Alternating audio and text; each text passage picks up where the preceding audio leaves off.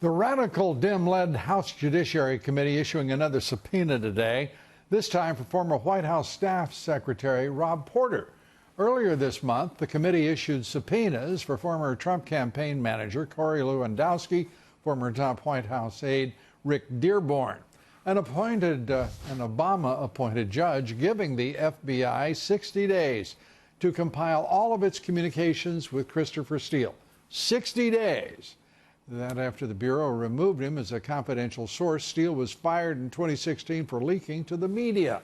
And former Deputy FBI Director Andrew McCabe could soon be indicted for his roles in the Hillary Clinton email outrage and the FISA abuse scandals. The New York Times reporting McCabe's attorneys met with the Department of Justice and the U.S. Attorney handling the prosecution. Joining us tonight, Tom Fitton, president of Judicial Watch. Tom, great to have you with us. Hi, Lou. How you doing? Let's start with McCabe, a freshly minted contributor now to CNN. I believe Mr. Brennan, formerly of the CIA, is over there as well. They've got to have a certain familiarity. They've worked together before.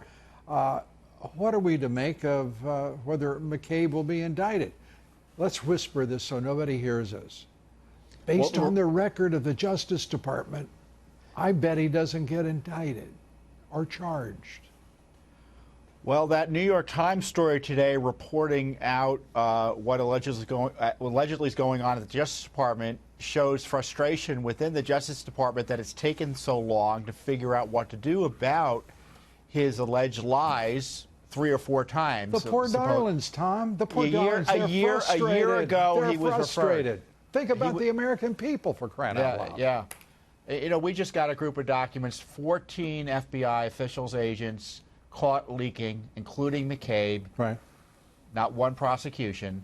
And, of course, James Comey, he had the FBI files of President Trump at his house. He leaked some of them.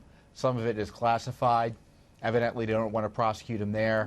Right now, the FBI doesn't want to give us one text message of Andrew McCabe, and they're being forced by a judge, as you just pointed out, in a Judicial Watch case, to go and look for Steele documents after he was a confidential informant because the FBI is telling us they were trying to protect Steele's privacy.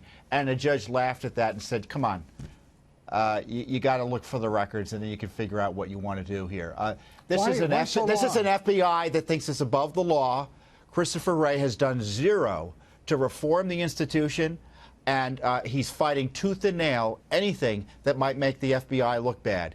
And you've got Nadler over there harassing the president while the FBI was abusing the president, and has been no accountability and oversight by Congress, and it's up to Judicial Watch. And we're happy to do the work, Lou, but isn't it outrageous that we're doing more than the Justice Department and Congress to figure out what went on Spygate and all these abuses? It is outrageous, but deeply troubling, and I believe it should be deeply troubling to every American, to think that the Democrats in control of the Judiciary Committee and the House Intelligence Committee in charge of the House haven't the integrity to insist on this kind of conduct ending and insist on transparency and openness with the American people. This should not be a partisan issue unless, in point of fact, it is a partisan conspiracy. That is a Democratic conspiracy, because it is otherwise, to me, inexplicable, the behavior of the Democratic Party in charge of the House, the way in which they're acting. It's simply outrageous. Well, it's to me the next phase of the coup. They used their party apparatus to pay Fusion GPS through the campaign to Democratic National Committee. They got Mueller appointed.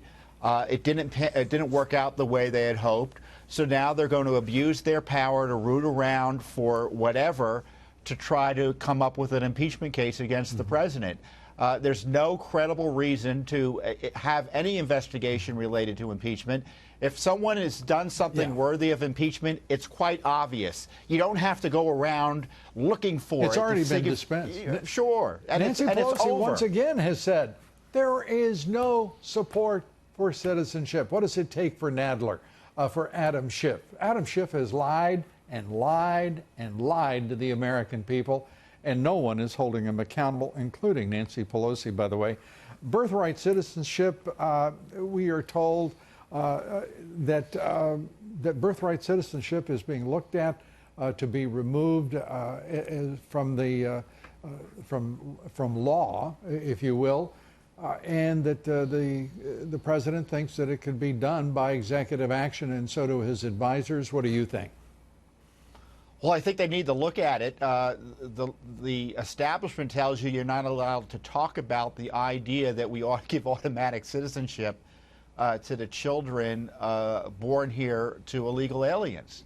The Constitution doesn't require it. Anyone who tells you that it does require it, no. I would suggest you go look at the 14th Amendment. Well, how about the editorial boards of major newspapers in this country? They all act as if the 14th Amendment, a person born or naturalized in the United States and subject to the jurisdiction thereof are citizens of the United States and the state wherein they reside. What does it mean? Why would they have otherwise put in subject to the jurisdiction thereof? The phrase is meaningless if it indeed is ignored. And it's a political decision to provide citizenship status to the children of illegal aliens who obviously are not subject to the jurisdiction of the United States, at least as the Constitution seems to suggest. Right. And if you want the rule of law to prevail, you want to protect our borders, you want to stop this abuse. You've had 4 million children of illegal aliens born here in the United States. And that's surely not what our founders or the creators of the 14th Amendment intended. Yeah, well, they also intended that the United States be able to protect and defend both its citizens and its border. Tom Fitton, you're one of those doing just exactly that. We appreciate it. Thanks so much. Tom Fitton, Judicial Watch.